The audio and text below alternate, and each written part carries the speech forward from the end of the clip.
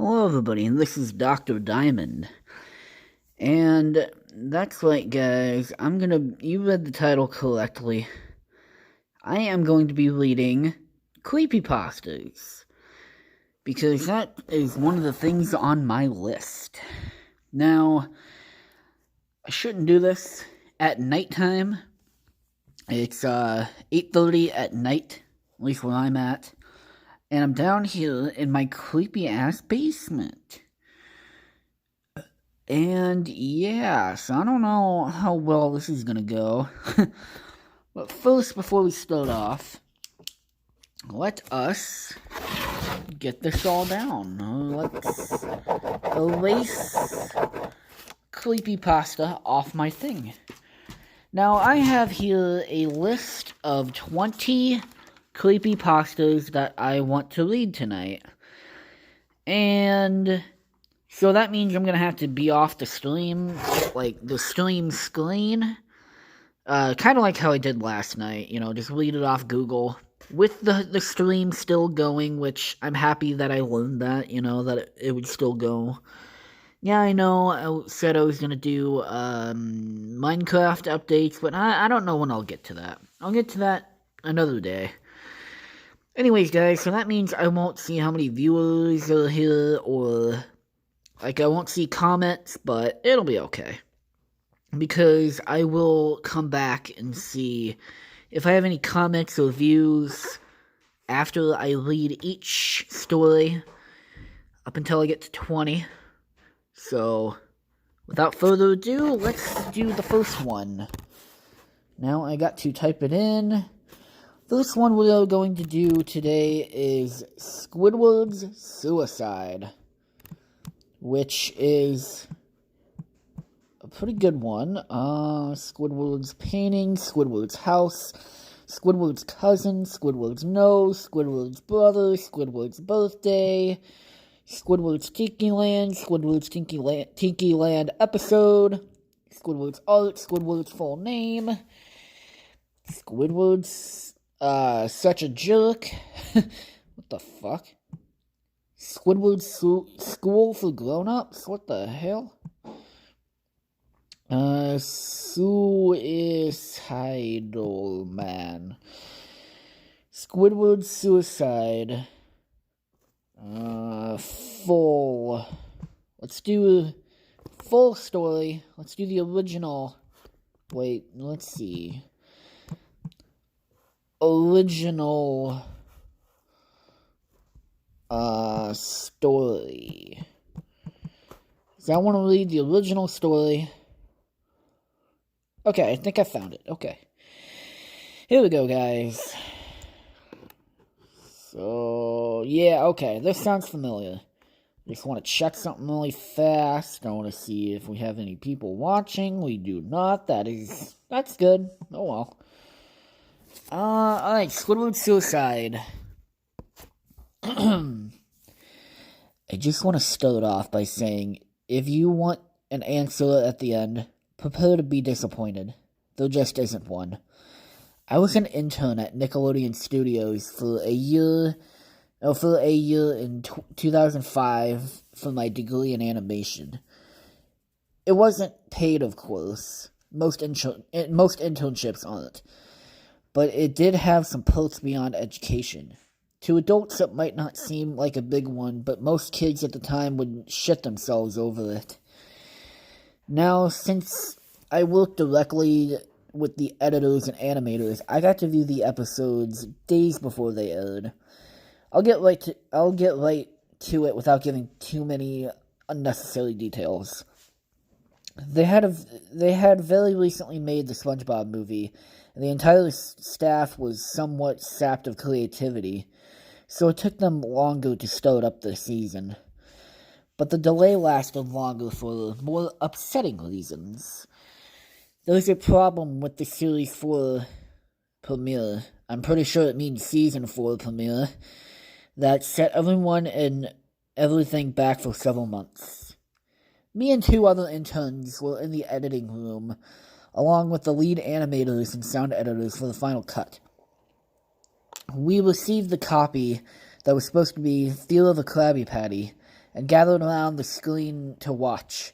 Now, given that it isn't final yet, animators often put up a mock title card, sort of an inside joke for us, with phony, oftentimes lewd titles such as How Sex Doesn't Work, instead of Rockabye Bivalve.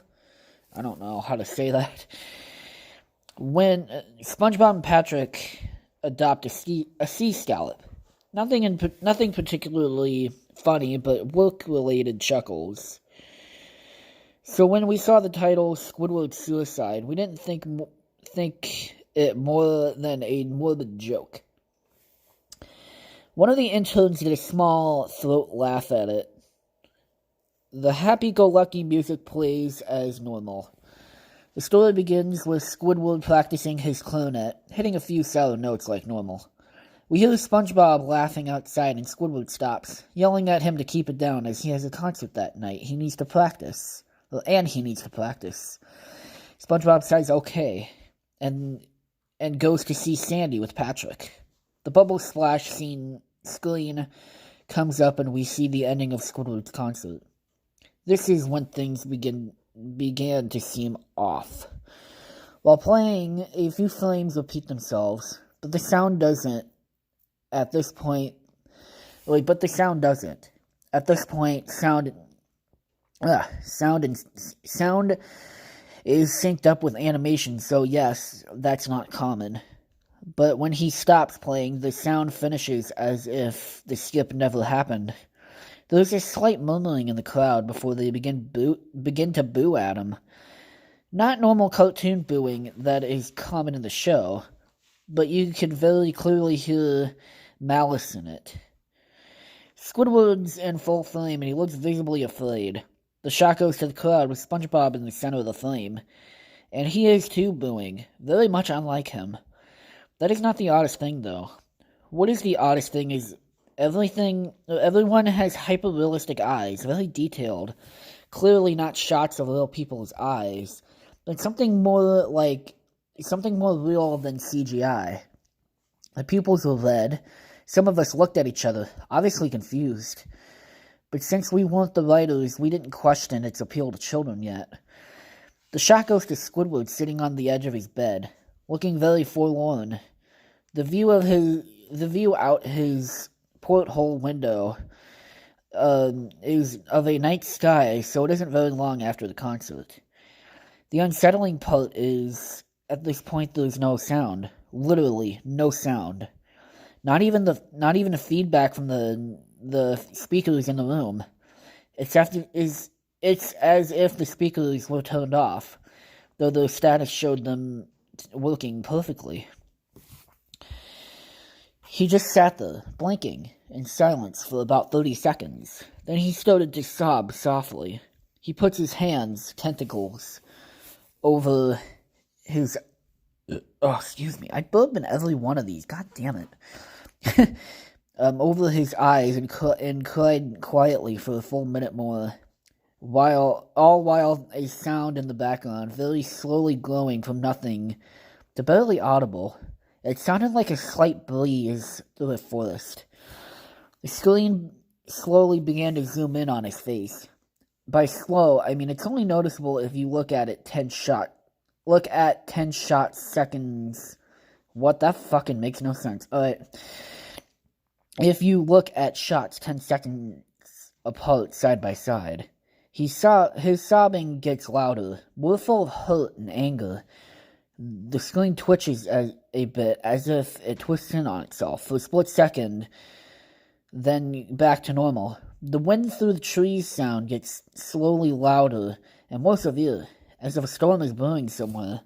The eerie part is the sound, and Squidward's sobbing sounded real, as if the sound wasn't coming from the speakers, but as if the speakers were holes the sound was coming through from the other side. As good a sound as the studio likes to have, they don't purchase equipment to be that good, to produce sound of that quality. Below the sound of the wind and sobbing, very faint, something sounded like laughing. It came at odd intervals and never lasted more than a second, so you had a hard time pinning it. We watched this show twice, so pardon me if things sounded too specific, but I've had time to think about them. After 30 seconds of this, the screen blurred and twitched violently, and something flashed over the screen, as if a single frame was replaced. The lead animation editor paused and rewound frame by frame. What we saw was horrible. It was a still photo of a dead child. He couldn't have been more than 6. The face was mangled and bloodied. One eye dangling over his upturned face popped.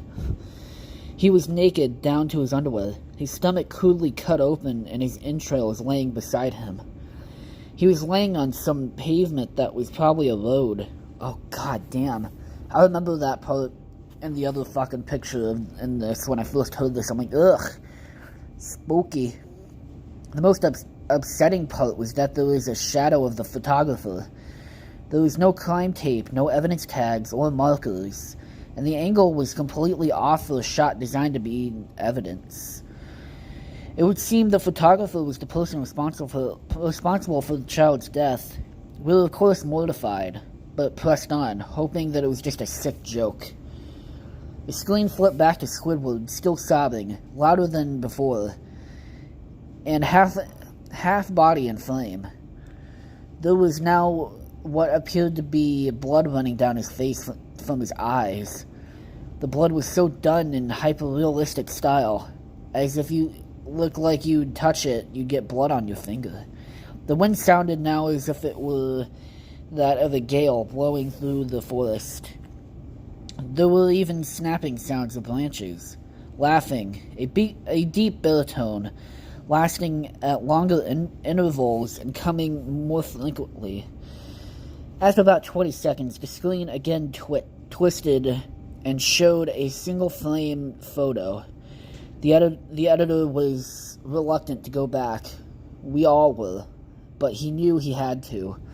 This time the photo was that of what appeared to be a little girl, no older than the first child.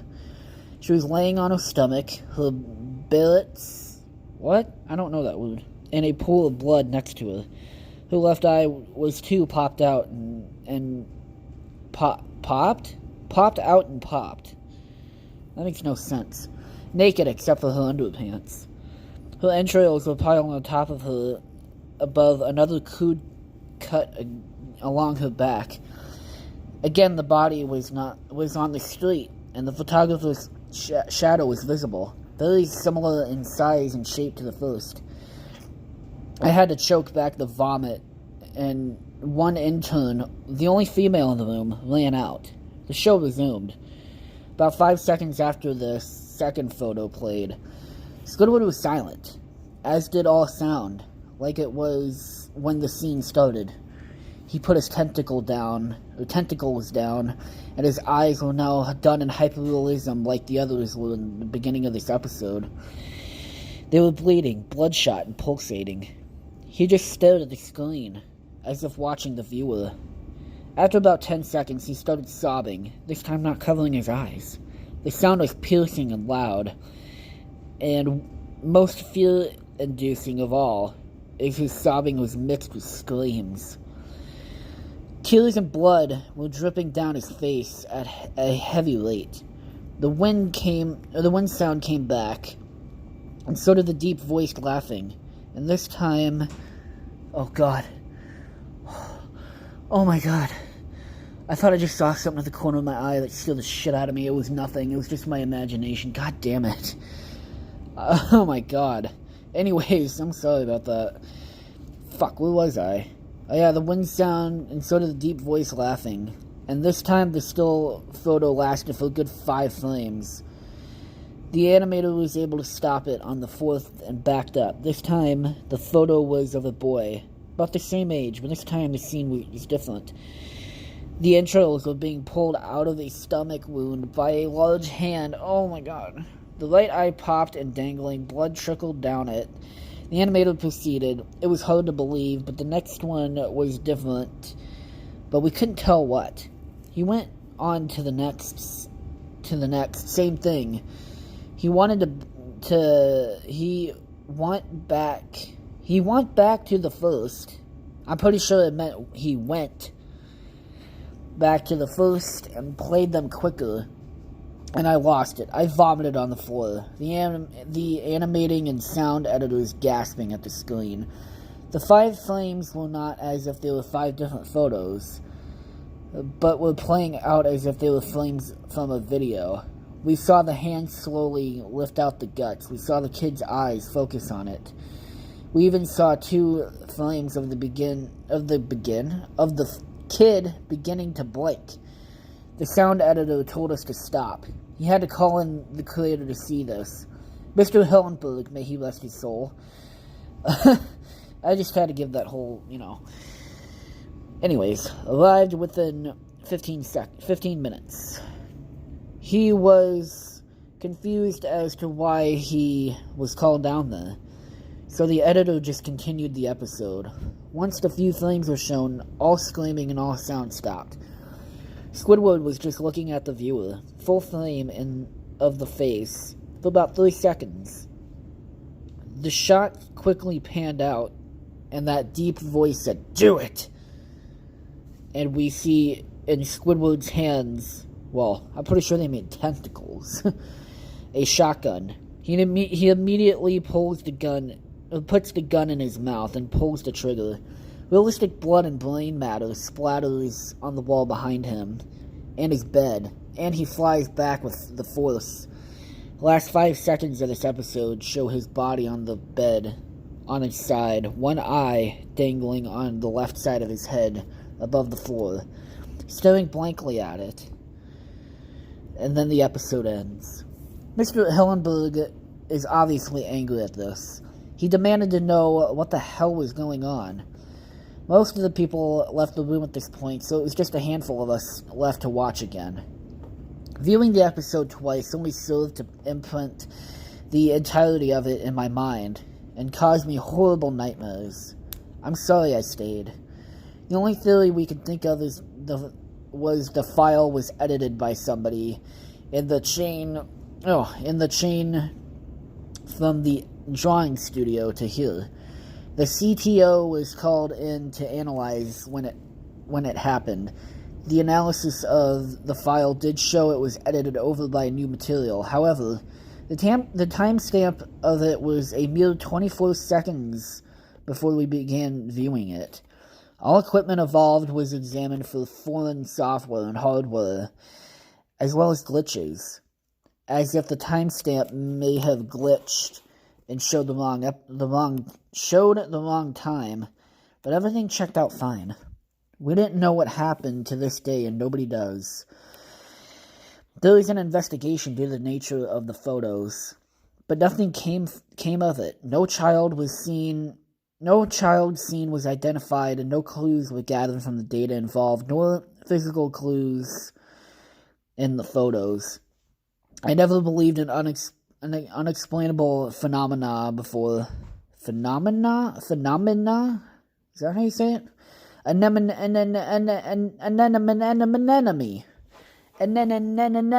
No, God, that joke is going on too long. It's supposed to be like a Nemo joke. But now that I have something happen that I can't prove to anything about it beyond anecdotal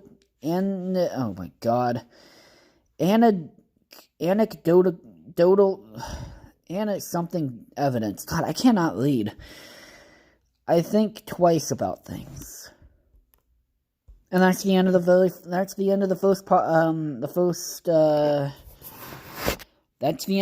creepypasta for tonight. Squidward suicide.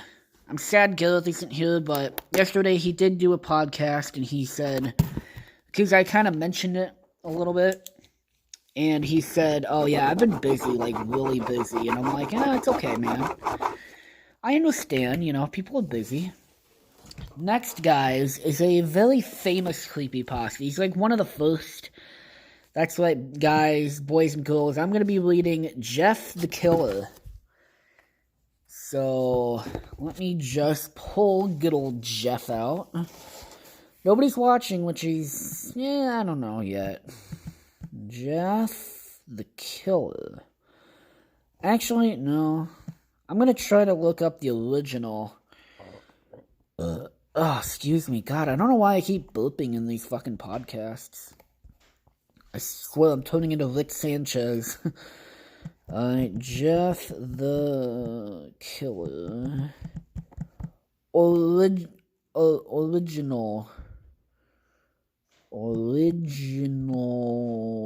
story. I want to hear the original story because I've actually never read this. I think I know what it is, but okay, here it is. Now this, I don't know if this is... God, that fucking photo is just scary.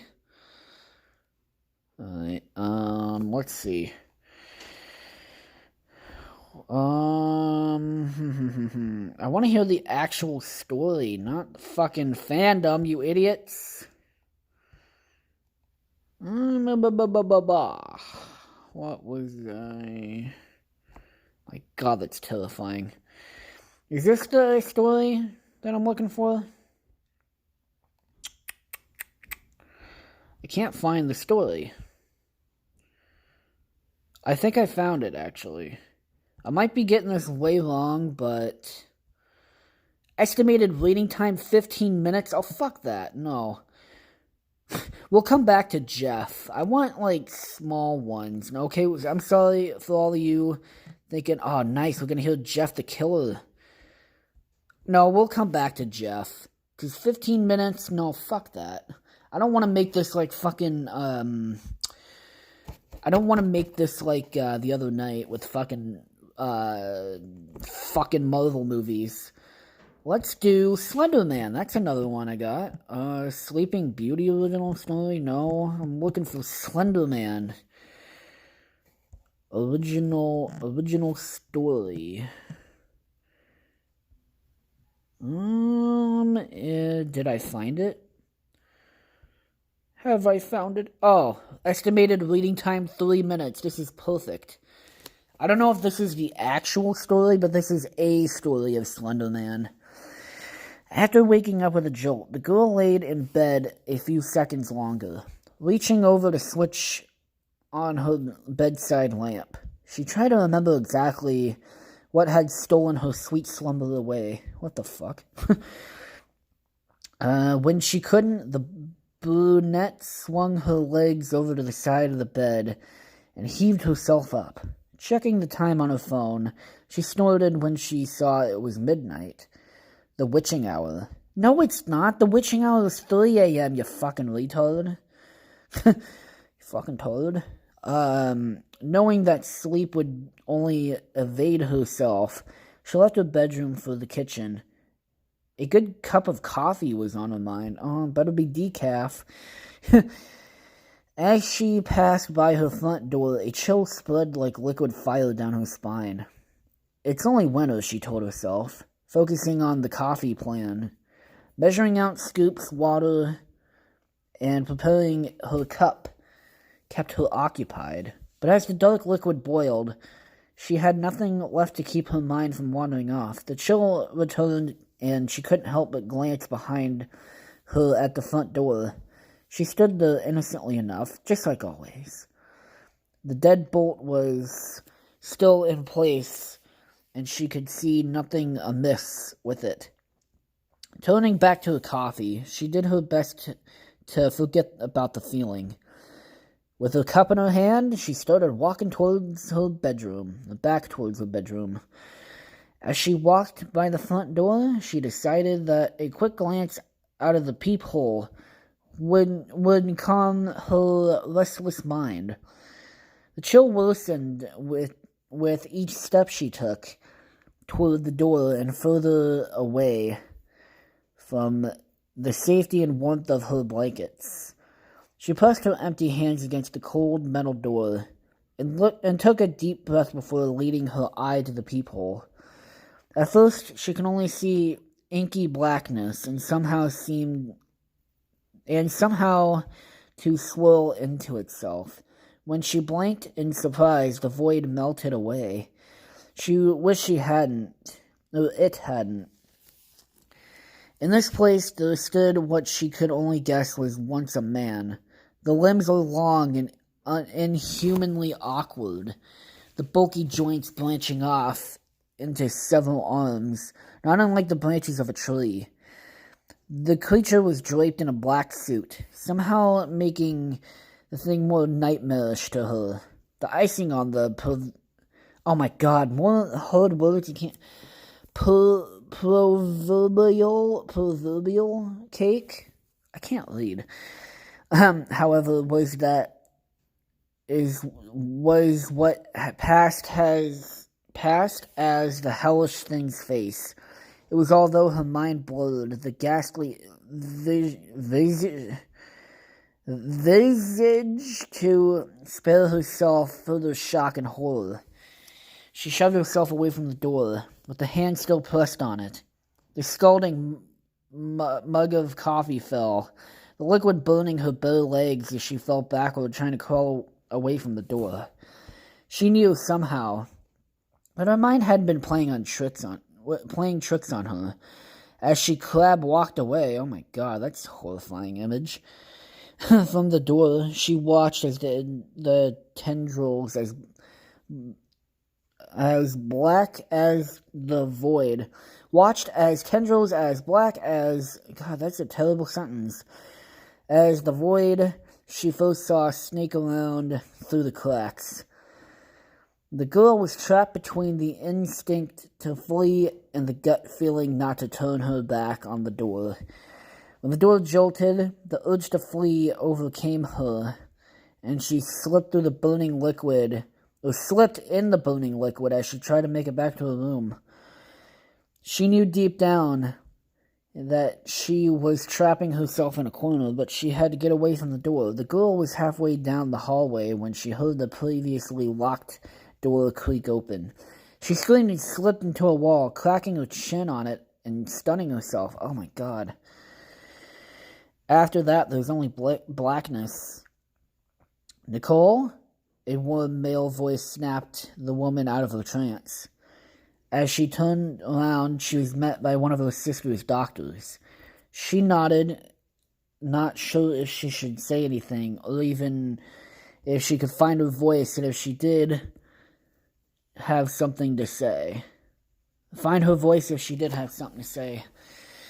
That morning, she got an urgent phone call from the hospital saying that her sister, Lindsay, was there.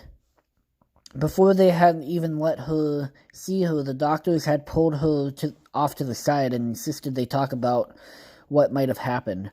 Phrases like self-inflicted and assault had been thrown around, and Nicole felt her mind reel. She hadn't fully understood what they had been saying until she saw Lindsay with her own eyes. Her little sister had a bandage wrapped around her head, covering both her ears as well her eyes. They said it was to keep her now deaded eyes from drying out, and to try to keep infection out of the wounds Lindsay had made to her ears. The doctors guessed she or somebody else had jammed a pencil into them and to keep her off balance or deafen herself against something. Oh my god. There was a mix of first and second degree burns on her hands, legs, and feet from what was assumed to be the coffee her neighbors found slipped all over the entry of her apartment. Oh. As Nicole walked to her sister's hospital room the first time, she thought she had spied the silhouette of a man in a window. That, she knew, was impossible. Her sister's room was on the third story of the hospital. And that's it. Now it just showed me pictures of Slender Man and kids on a oh my god, not blanket, I meant playground with Slender Man in the background. Fuck, dude, that's creepy. So yeah, that's the second story of the night. And still nobody watching, but that's okay, guys. I don't care. I'm sure Gareth, he will watch these, I hope, afterwards. So let's cross Slenderman off. Now let's do two surprising. I'm gonna do two of these surprised fucking things. I'm gonna surprise you with these guys. You guys may or may not know who these amazing creepypastas. Let's see. I want to surprise you guys. La la la la la la la la la la. Now I'm typing it in. I don't want to give it away.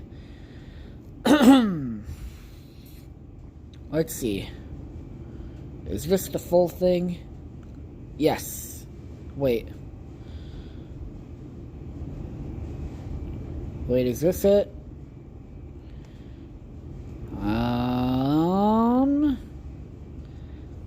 I think it is. Wait.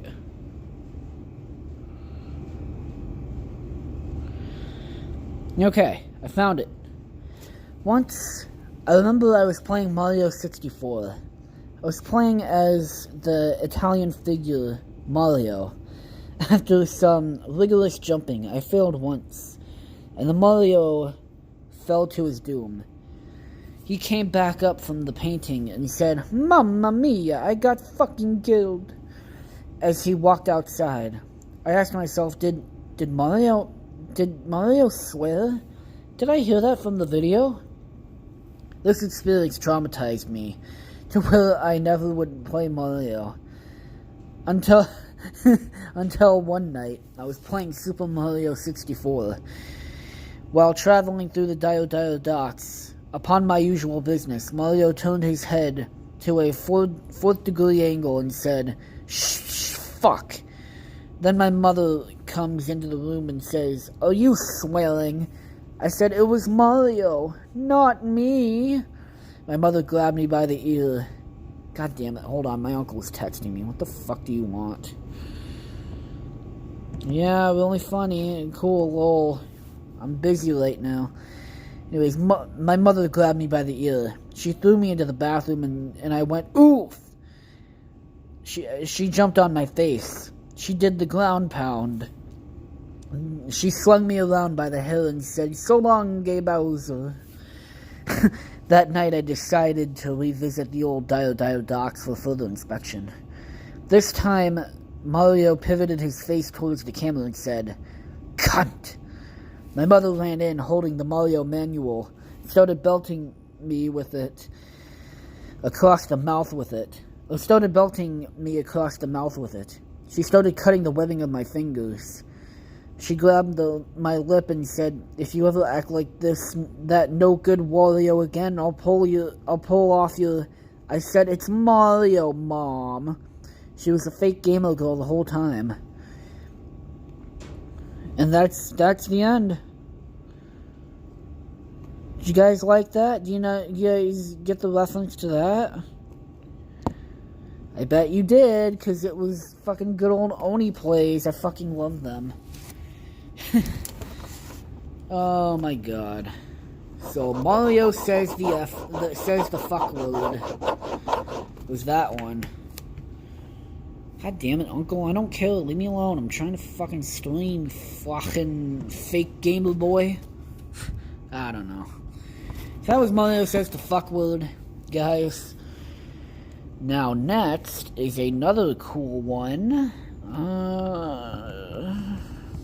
Let's see. I'm not gonna tell you guys.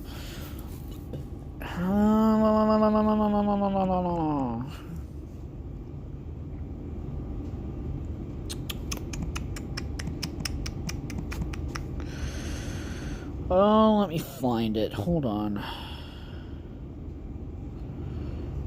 Is it this? No. God damn it. Hold on. Alright. I think I may have found it. Maybe? I know. I want to read it. Wait, start reading. Start reading. I want to read. God damn it. Read. Read. Why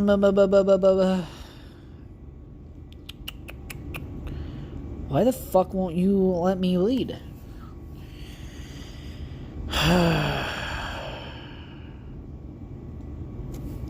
Hold on, guys. You gotta get this shit up. It won't fucking work. Why can I never find what I'm looking for?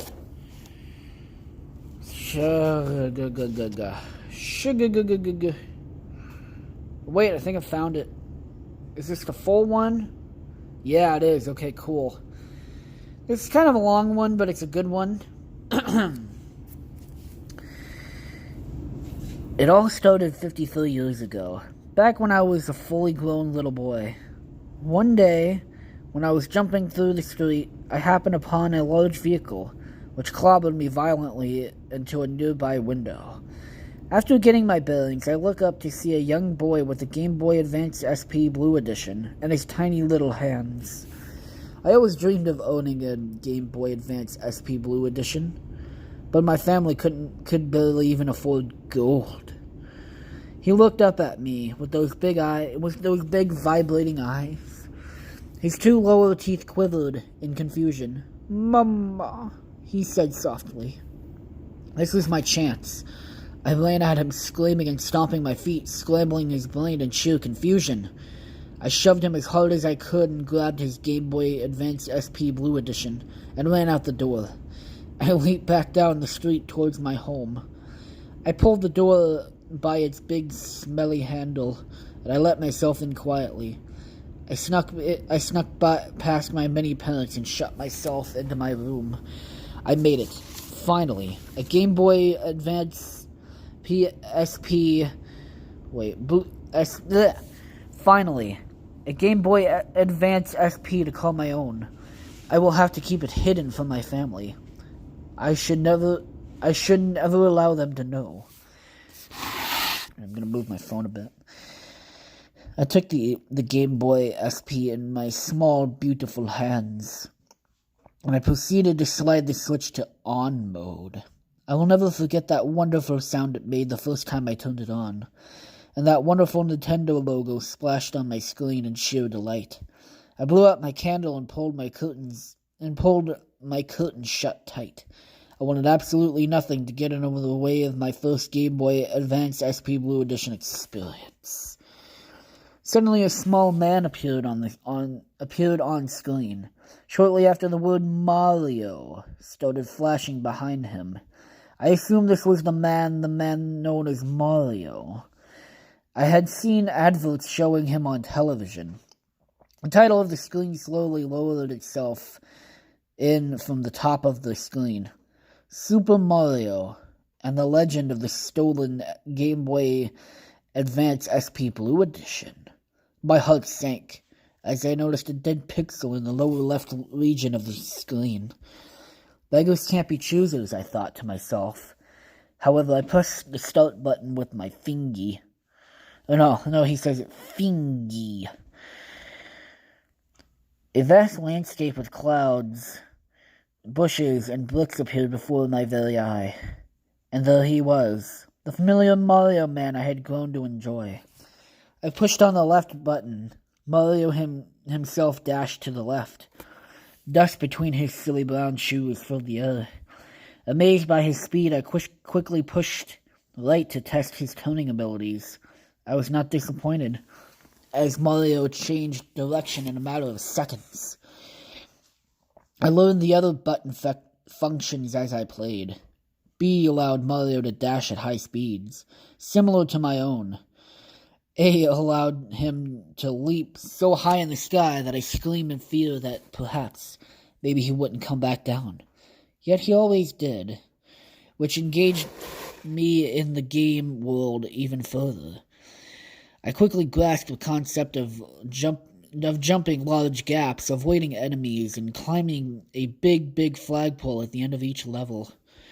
I got to the fourth level without much problems. I looked to a nearby mirror and smiled at myself with one eyebrow raised, and I said aloud, "Does this game think I am not good? I can handle anything it throws my way." Suddenly the screen turned black. And I don't mean just black. I mean so black the screen looked like a big, deep, deep hole. I said aloud, "Is this the hole I see before me? Is this a hole I see before me?" And it echoed like a hole. I wiped a large chunk of sweat from my floppy brow. This is weird, I thought, and a big bubble next to my head. The level loaded, and this time it took a lot longer. Mario stood in place, so I pushed right and he began running. I noticed the graphics were getting all jumbly. Also, the music was becoming less like the Mario theme. Dun dun dun dun dun dun dun, and more garbled like. I was nearing the first gap of the stage to my. I was nearing the first gap of the stage to jump over. As I drew closer, I readied my sweaty pink thumb over the A button. The gap was here. I pushed the button, but Mario didn't jump. He just screamed. Oh! Oh no. Oh! I pushed the left as far as I could, and he grounded to a halt right at the edge of the gap. I pushed A frantically and repeatedly, trying to make him jump, but all he did was scream and scream. Ho ho! That's literally what it says in the thing. The camera zoomed in on my face as I pummeled that A button, trying to make Mario feel that air above his body. But all that filled the air was my friend Mario's screams of fear. I said no more. I pulled the cartridge out from the Game Boy Advance SP and threw it out my window. It landed in some mud outside, and I laughed and I closed my window. I turned back around, and I saw that the cartridge was back in my Game Boy. Mud oozed from the cartridge slot. I gasped and I said to myself, "No, it cannot be." The Game Boy turned itself back on. Mario's face appeared with hyper-realistic skin pores and bloody chapped lips. He spoke softly. "You stole me from my human. Now I, Mario of Nintendo of America Incorporated, curse you forever." I screamed aloud, louder than an eagle of the night. There must be some way to undo this curse. I decided the only way to rid myself of this curse was to beat the game. I ran up to the first gap of the level. I pushed A, and Mario just screamed again. Huh! That's literally what it does. Well, that's my attempt at screaming. I fell into the hole and Mario lost a life. This is when I noticed my skin beginning to rot and turn slightly green. "What on earth is happening, Mario?" I asked Mario. "Every life you lose, I will make you rot. I asked, "How can I beat the game with only screams? I cannot jump the gaps by screaming." "Fuck you," Mario said quietly. I screamed, "Huh!" I decided not to beat the game in fear of me rotting. I decided that I was going to do the right thing. I ran out of my room, pushing my feeble mother out of my way in the hallway. I ran down the street to the boy's house. Thunder bellowed and rain pitter-pattered on my crying face. Finally, I reached the house. I leaped up to the boy's window and let myself in. The room was dark. "Boy," I cried out. "Boy, are you there?" I turned on the light switch. As the room lit up, I saw many people dressed in black. They all cried softly. "Who the flip are you people?" I asked with tears running down my chinny chin. "We are this boy's family," a woman replied. "I was his mother. She pointed down in the center of the room where there was a small white coffin suspended over a hole. My heart sank. Is your boy inside that box? I asked with an eyebrow raised and a finger on my chin. No, actually, I want to sing that as fucking Weird Al. I asked with the eyebrow raised and a finger on my chin. You know, this is the Amish paradise. Never mind. Yes, a crazed person broke into our home, ravaged our son, and stole his childhood by killing him. Everything went slow. I dropped to my knees. I held the Game Boy tightly in my clenched fist. Could this be my fault? I asked politely. His mother walked over to me with a big, fat tear in her eye. She told me, it really means a lot that a stranger would let himself into our home to pay respects to a boy he didn't know. I'm sure you two would have gotten along great.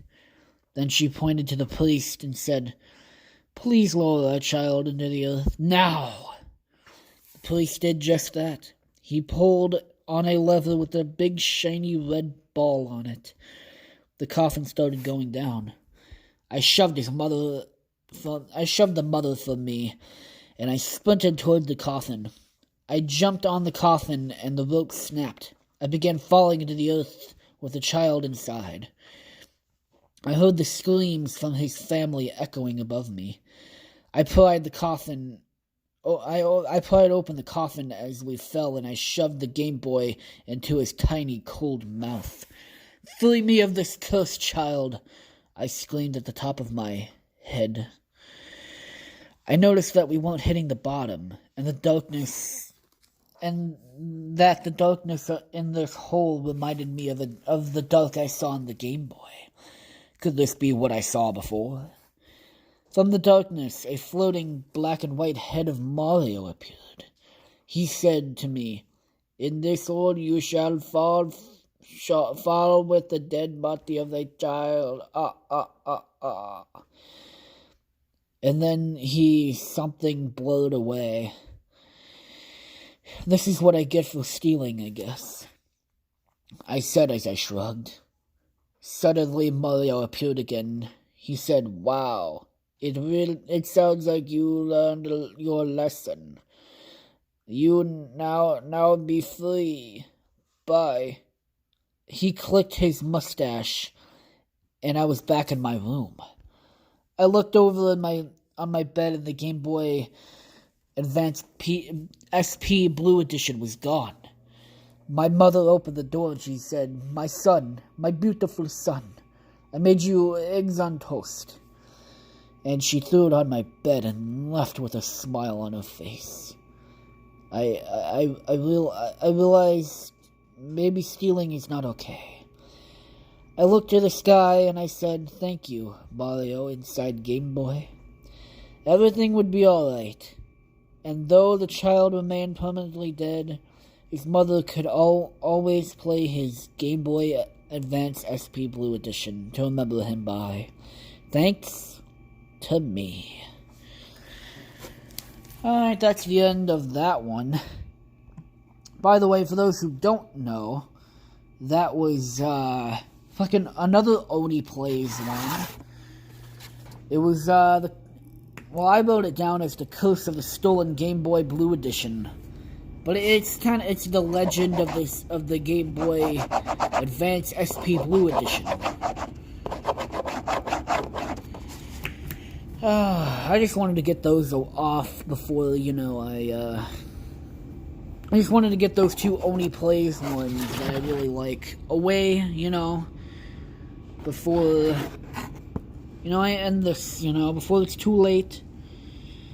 And also I will be putting the links to those videos that I read the Creepypastas from in the description after this, so yeah. So, let us do... Oh, my favorite... This is one of my favorite ones. The Black Friday reel. Let's do the Black Friday reel.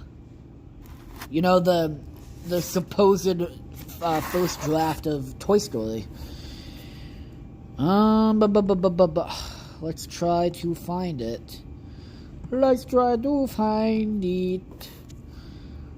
I don't know if I'll go back to Jet the Killer. I might, because I feel like I robbed you of that guy. So, Black Friday Reel. Full story. I want the full story now.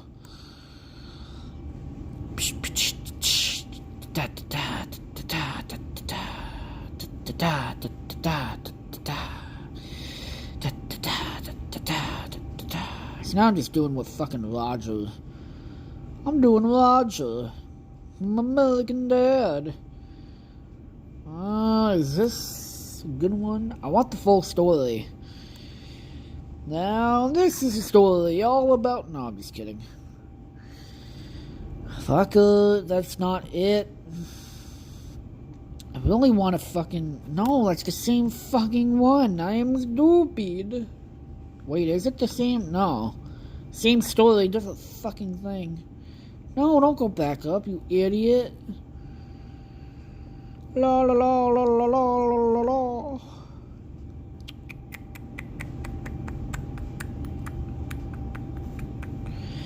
I want to hear the full fucking version.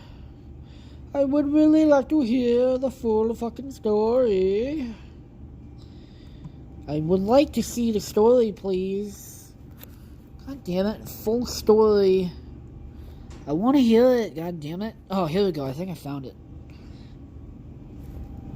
Yes, I found it. I think I found it. I might have. Yes. How long is it? Oh my god, this is a pretty lengthy one.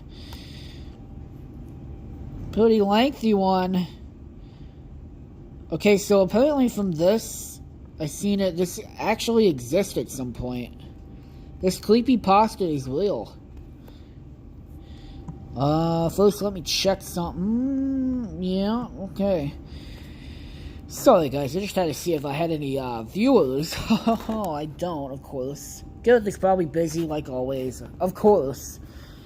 Anyways, early stages of production on the film Toy Story were a complete nightmare.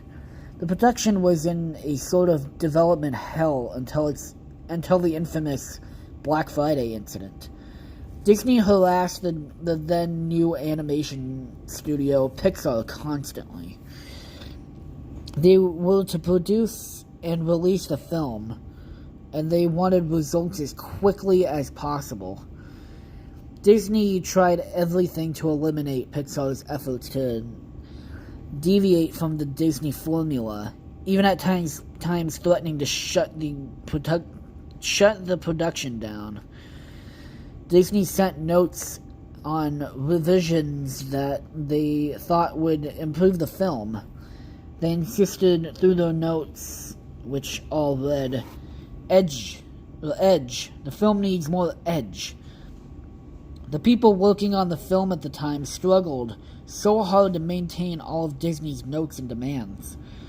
Once a week, they were required to fly across the country to Disney offices and present them with their progress. Every time they were met with the same response. Edge. The film needs more edge. Pixar revised the film so hard to meet the deadlines that it resulted in some rather interesting changes. In order to achieve edge, the film became quite a lot darker. Woody became a wildly unlikable character, much angry and far less comedic than the final film. Bo Peep's role in the story is far more prevalent. Prevalent. God damn it. I can't read.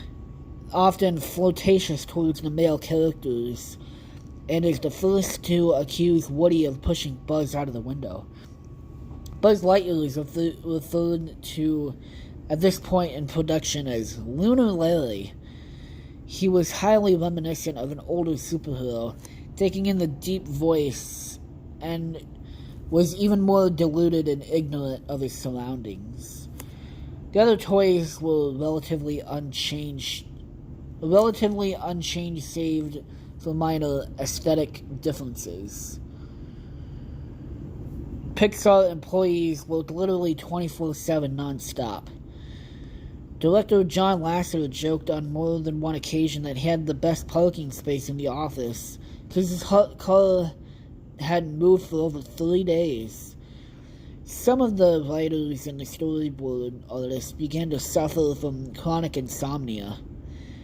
A few writers reported seeing visions of Buzz and Woody taunting them and their lack of progress, chanting, "Edge! The film needs more edge!"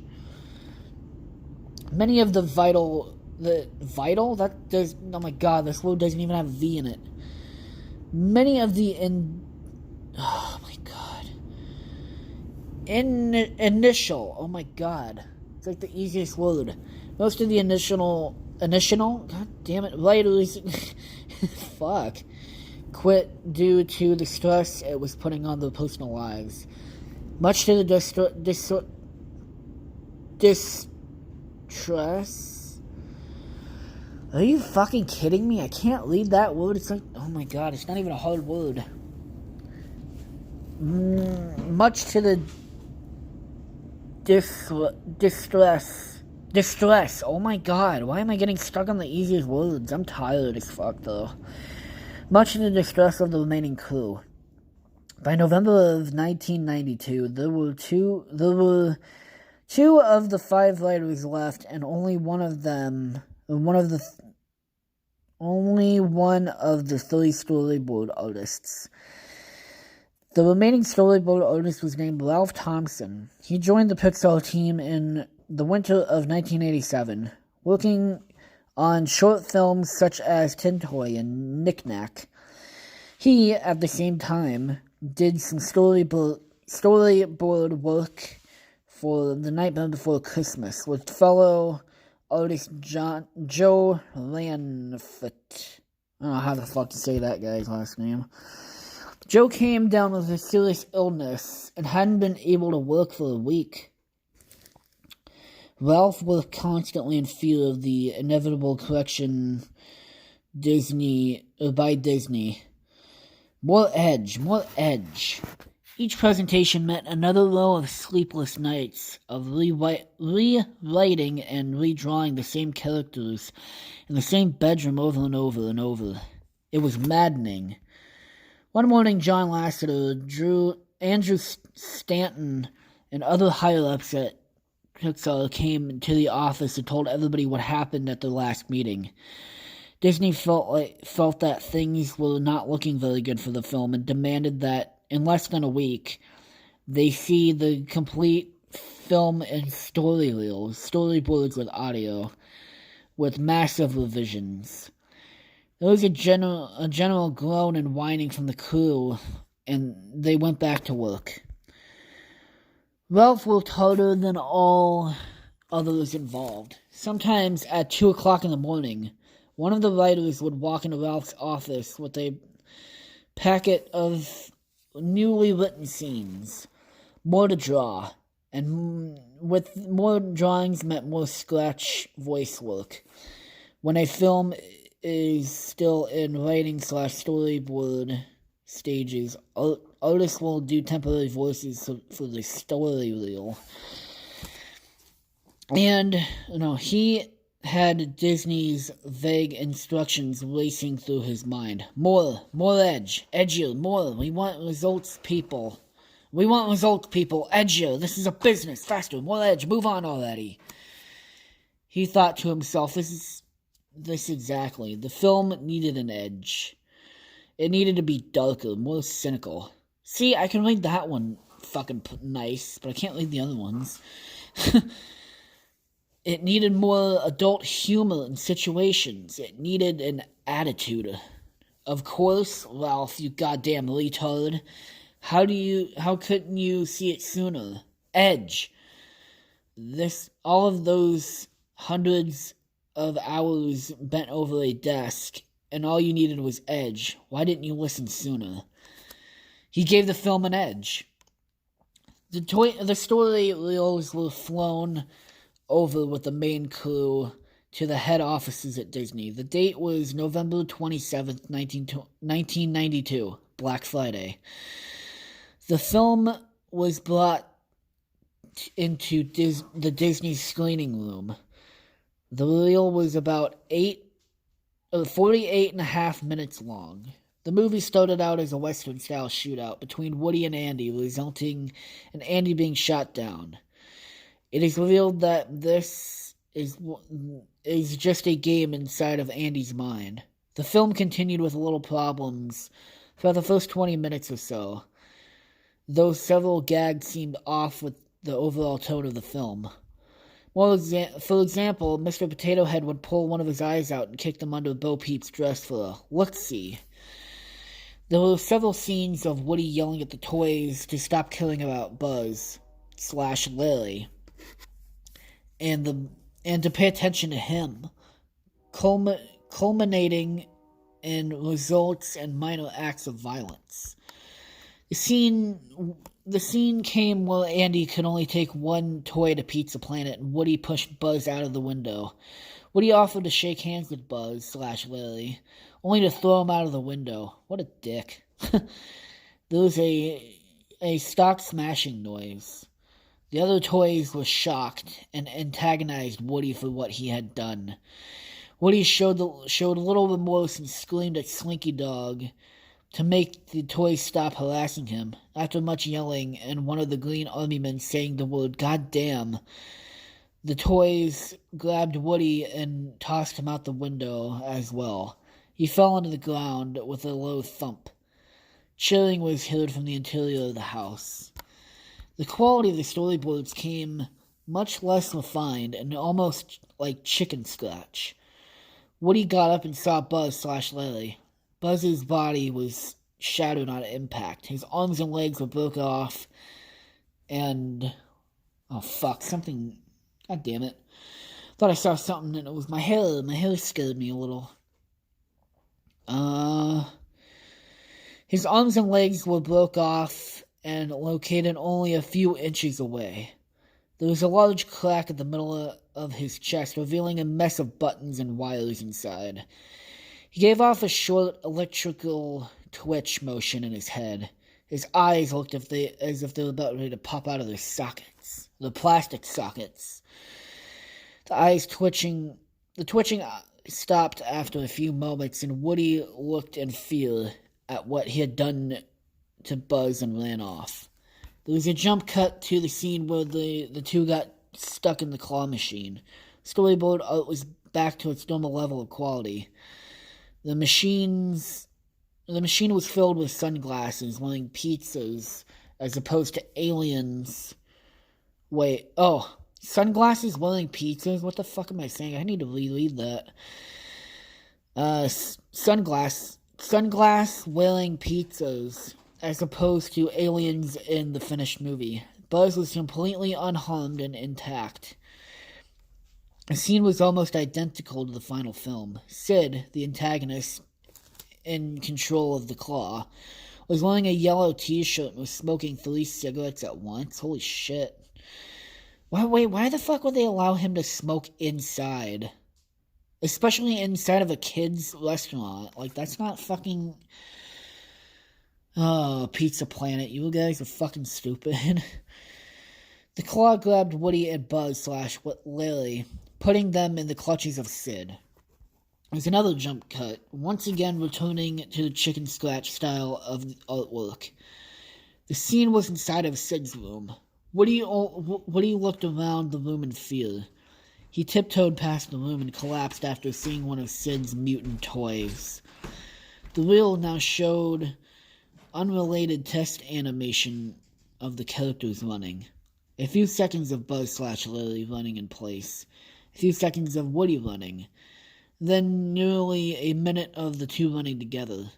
The footage was distorted and Spanish text was present on the screen. It looked like clay models that got life. What the fuck? There was now a shot of Woody standing in the front of a black backyard.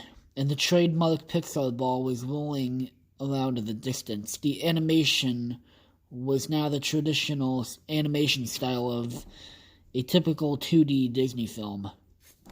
Woody was completely naked, with anatomically correct features, and stared directly into the camera. His flesh began to rot away, with the exception of his eyes, which remained intact. Woody began to moan in a low voice. What remained of his lips curled into a smile, a bit of flesh peeling off as this happened. He lifted up his decomposing arm manually and waved to the camera. His fingers dug into his eyes. Dark blood oozed out of his sockets. Woody began to scream and growl. Oh my god. Don't you want it? Don't you want it? Don't you love it? I think I remember seeing a video of this, and I think I remember it kind of slowed down a little, like that voice. He dug so deep as to rip his entire top of his head off. Woody gave a sigh of relief and began eating the flesh off the skull before tossing it aside. He wrote the word edge on the screen with his rotting fingertips. Oh my god. Toy Story, why are you so fucking weird? Oh my god. The remaining 15 minutes of the reels with pencil scribble was accomplished by the shrill screams of a young woman. The word edge was buried into the projection screen. The screening ended in complete silence. Chairman of Disney at the time, Jeffrey Katzenberg, walked out of the screening quietly, telling his colleagues notes. They were following all of the notes we were giving them. Upon returning to the Pixar offices, Pete Docter found the body of Ralph Thompson in an enormous pile of paper in his office. He was murdered. No, I'm just kidding. Further analysis found that the cause of death, oh my god, he was dead. I was just joking. Was a heart attack brought upon the lack of sleep and stress. The papers were all storyboards and animation cells of the final, coherent scene of Woody. The word edge was scrawled on the back of each one. After the Black Friday screening, Disney was far less involved with the film. Pixar was given the freedom to make the film their way. The film went on to be a huge success, both critically and financially. The Black Friday incident still remains very much a mystery. And that's the end of that one. So, let's see, what time is it? Alright, we have time for one more. We have time for one more, guys. And then I'm probably going to end it, because this has probably gone on way long. Actually, duh. What am I saying? It hasn't even gone past my fucking usual time. Let's do number 10. Let's finish this off with a Minecraft one. Let's finish this off with Herobrine. Now I actually have to go and find it. La-dee-da-dee-da. What the fuck am I singing? Herobrine. Whoops. That's not how you spell it. There you go. Original story. Here it is.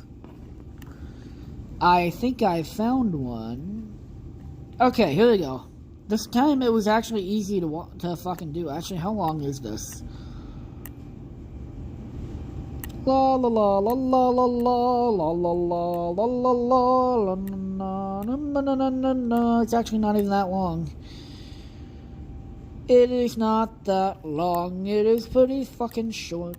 So without further ado, let's do Herobrine, a Minecraft one. I had recently spawned a new world in single-player Minecraft. Plus, this is probably going to be a lot less scary than, the other ones I just read. Wait, what happened to my... never mind. Everything was... Okay, I had recently spawned a new world in single-player Minecraft.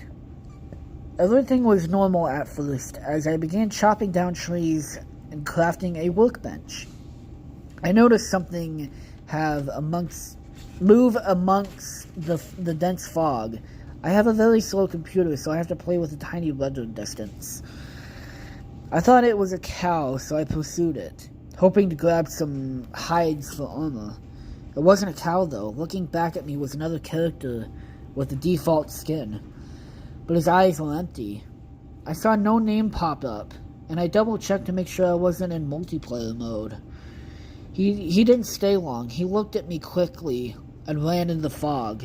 I pursued out of curiosity, but he was gone. I continued on with the game, not sure what to think. As I expanded the world, I saw things that seemed out of place for the random map generator to make. 2x2 tunnels into the rocks. Small perfect pyramids made out of sand in the ocean. And grooves of trees with all the leaves cut off.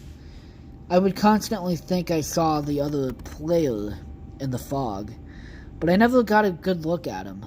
A better look at him. I tried increasing my render distance as far whenever I thought I saw him, but to no avail. I saved the map and went onto the forums to see if anybody else had found this pseudo player. There were none. I created my own topic, telling of the man, and asked if anyone had a similar experience. The post was deleted within 5 minutes. God, I'm actually kind of scared a little. Kind of. I mean, this is not really a scary story, but... Oh my god, I'm freaking myself out. God damn it. There were none. I created my own, blah blah blah. The post was deleted within 5 minutes. I tried again, and the topic was deleted even faster.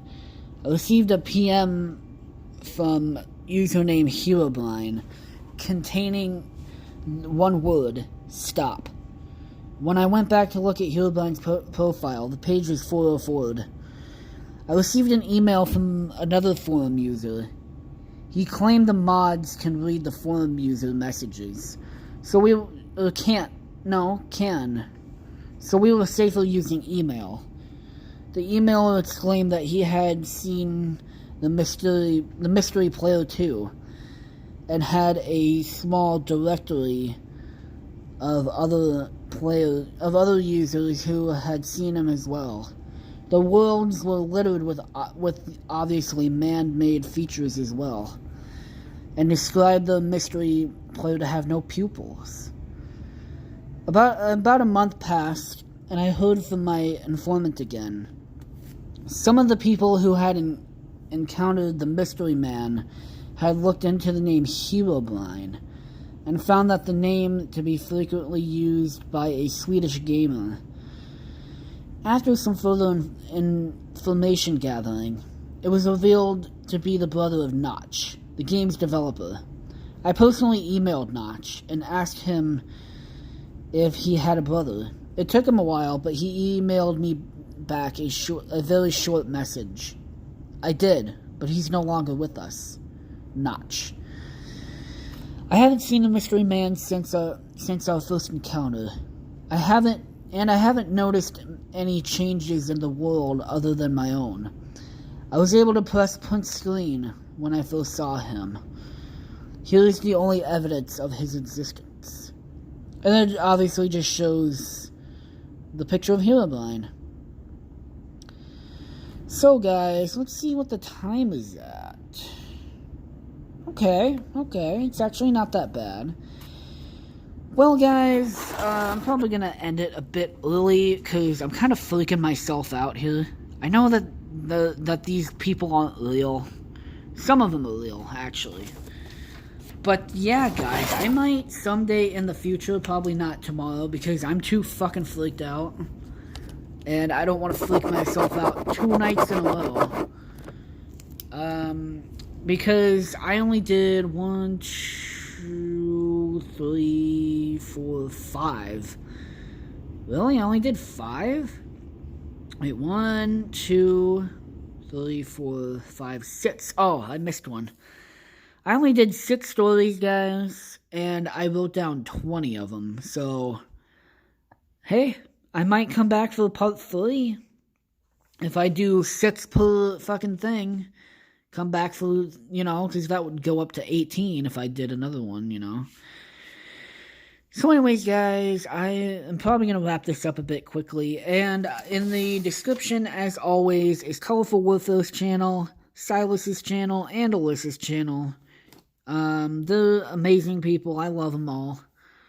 And I don't know if I had a single viewer this whole time because I wasn't really paying attention to my stream. Because I was reading the other shit. But anyways, guys, I'm also going to put in the description the the Oni Plays ones that I read. Because they're not my own story.